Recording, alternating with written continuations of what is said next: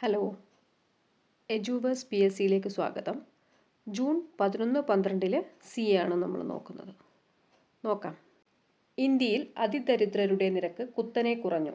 ലോകബാങ്കും SBIയും ചേർന്നാണ് പഠനം നടത്തിയത്. 2024 ദരിദ്ര നിരക്ക് 4.6%. ലോകബാങ്കിൻ്റെ MD Anna Bjerde, president Ajay Banga, SBI chairman CS Setty, ഇത്രയും പോയിന്റ് കൂടി ഇതിനോടൊപ്പം ഓർത്തു വെക്കണം. ഇന്ത്യയിലെ ജനസംഖ്യ 146 കോടി കവിഞ്ഞു. UN പോപ്പുലേഷൻ ഫണ്ട് 2025 റിപ്പോർട്ട് അനുസരിച്ച് ലോക ജനസംഖ്യയിൽ ഇന്ത്യ ഒന്നാമത്, രണ്ടാം സ്ഥാനം ചൈനക്കാണ്, 141 കോടി. ഇന്ത്യയിൽ അവസാനമായി സെൻസസ് നടന്നത് 2011 2021 കോവിഡ് വ്യാപനം മൂലം നിർത്തിവെച്ചു. അടുത്ത സെൻസസ് നടപടികൾ ആരംഭിക്കുന്നത് 2027. 2026 ഒക്ടോബർ മുതൽ മഞ്ഞുവീഴ്ചയുള്ള പ്രദേശങ്ങളിൽ പ്രവർത്തനങ്ങൾ തുടങ്ങും. 2027 സെൻസസിൻ്റെ കൂടെ ജാതി സെൻസസ് കൂടെ നടത്തും. 1931 ജാതി സെൻസസ് അവസാനമായി നടത്തിയത്. ഓർമ്മിക്കേണ്ടത്, രണ്ടാം സ്ഥാനം ചൈനക്കാണ്, 141 കോടി. ഇന്ത്യയിൽ 2011 അവസാനമായി സെൻസസ് നടന്നത്. 2021 കോവിഡ് വ്യാപനം മൂലം നിർത്തിവെച്ചു. ഇനിയുള്ളത് 2027 നടക്കാൻ പോകുന്നത്. ജാതി സെൻസസ് അവസാനമായി നടന്നത് 1931. മിഷൻ ഗണ്ണിലും AI. ശത്രുവിനെ തുരത്താൻ AI നെഗേവ് മിഷൻ ഗൺ പരീക്ഷിച്ച് ഇന്ത്യ. PSS മെറ്റീരിയൽ ലിമിറ്റഡ് ആണ് നിർമ്മിച്ചത്. ആസ്ഥാനം ഡെറാഡൂണാണ്. മഹാത്മാഗാന്ധി ശ്രീനാരായണ ഗുരുവിനെ കണ്ടുമുട്ടിയതിൻ്റെ ശതാബ്ദി ആഘോഷം ജൂൺ 24. ഡൽഹിയിൽ വിജ്ഞാൻ ഭവനിൽ പ്രധാനമന്ത്രി നരേന്ദ്രമോദി ഉദ്ഘാടനം ചെയ്യും. 1925 മാർച്ച് 12 ശിവഗിരി മഠത്തിൽ വെച്ചാണ് കൂടിക്കാഴ്ച നടന്നത്. മരുന്നിനും ആപ്പ്. വാങ്ങുന്ന മരുന്നുകളുടെ ഗുണനിലവാരം പരിശോധിക്കാൻ മെഡ്വാച്ച് എന്ന മൊബൈൽ ആപ്പ് വരുന്നു. സംസ്ഥാന ഡ്രഗ് കൺട്രോൾ വിഭാഗമാണ് ആപ്പ് സജ്ജമാക്കുന്നത്. പേര് മെഡ്വാച്ച്. ഓർമ്മിച്ച് വെക്കണം. അടുത്തത്, മാലദ്വീപിൻ്റെ ടൂറിസം അംബാസഡറായി കത്രീന കൈഫ് നിയമിതയായി. ഇനിയൊരു ചരമമാണ്. ബ്രിട്ടീഷ് എഴുത്തുകാരൻ ഫ്രെഡറിക് ഫോസിത്തിന് വിട. ത്രില്ലറുകളുടെ രാജകുമാരൻ എന്നറിയപ്പെടുന്ന അദ്ദേഹം 25ലധികം ത്രില്ലർ നോവലുകൾ എഴുതിയിട്ടുണ്ട്. The day of the jackal, the ഒസേഡ ഫയർ, ദ ഫോക്സ് തുടങ്ങിയവ പ്രശസ്തമായ കൃതികളാണ്. 2015 പുറത്തിറങ്ങിയ the outsider my life intrigue ആത്മകഥയാണ്. എന്താണ് ആത്മകഥയുടെ പേര്? The outsider my life intrigue. ലോക ബാലവേല വിരുദ്ധ ദിനം ജൂൺ 12. ഇന്റർനാഷണൽ ലേബർ ഓർഗനൈസേഷൻ അഥവാ ILO 2002 മുതലാണ് ജൂൺ 12 ലോക ബാലവേല വിരുദ്ധ ദിനമായി ആചരിക്കുന്നത്. 2025 പ്രമേയം പുരോഗതി വ്യക്തമാണ്, പക്ഷേ ഇനിയും ചെയ്യാനുണ്ട്, ശ്രമങ്ങൾ വേഗത്തിലാക്കാം.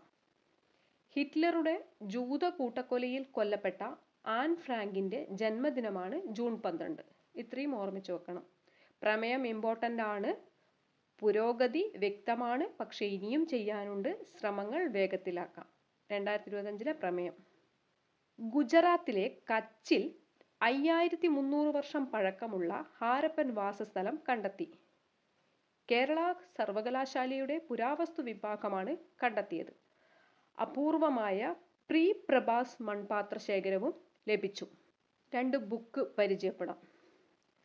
സ്റ്റോറി ഓഫ് സ്കിസംസ് ആൻഡ് ഇസംസ് അഥവാ ഭിന്നതകളുടെയും പ്രത്യയശാസ്ത്രങ്ങളുടെയും കഥ.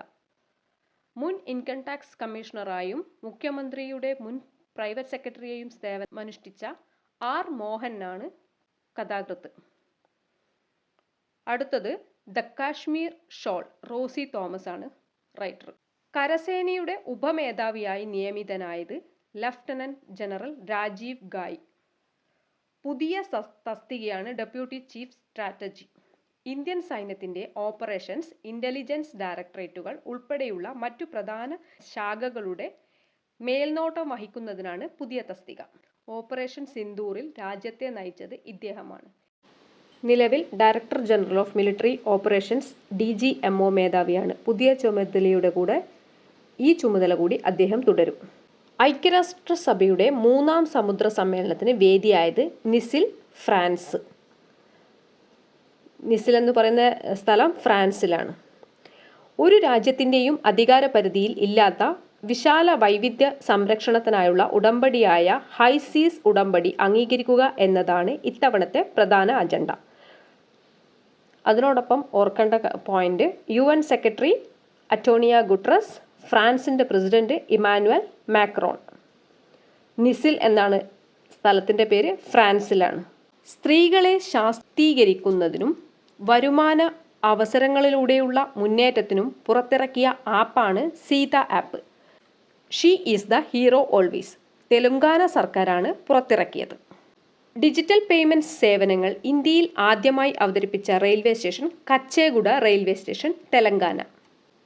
US ഫാർമസ്യൂട്ടിക്കൽ കമ്പനിയായ ഇലി ലില്ലി പുറത്തിറക്കിയ കുത്തിവെപ്പ് അധിഷ്ഠിത മരുന്ന് Mounjaro.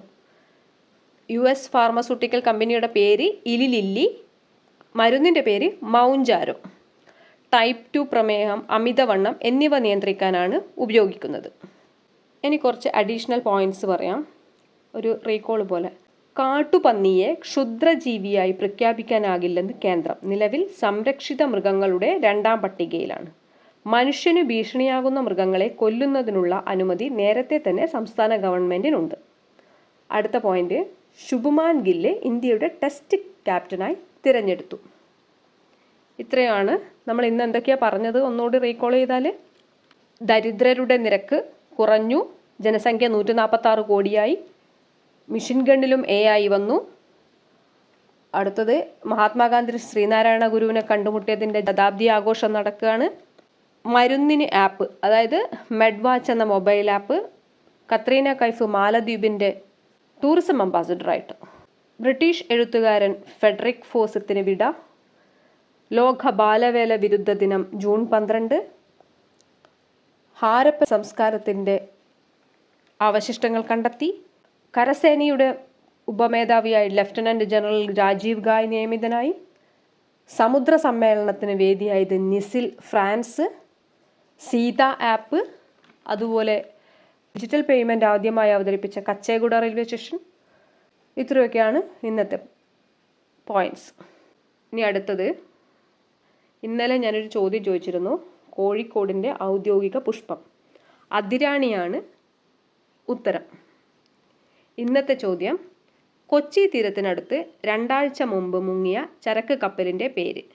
1 MV Wan Hai 503, MV Irina, MSC Elsa 3, MSC Angel. ശരിയായ ഉത്തരം കമൻറ്റ് ചെയ്യുക.